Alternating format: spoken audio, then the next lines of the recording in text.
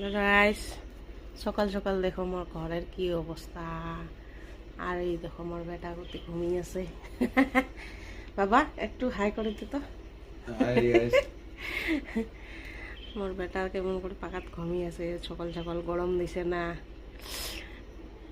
বিছনা টিছনা তোলা হয় নাই, পুরা আলজল হয়ে রয়েছে। আর ওই যে এক ঘরের রান্না বাড়া করা হয় না, এই জায়গা সবজি কাটি থৈছো, মাছ কাটি থৈছো, এগুলা রান্ধিম।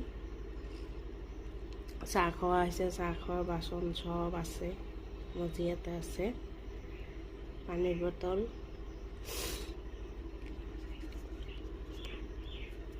তো আলু দিয়া মাছ রান্না বাড়া করবো।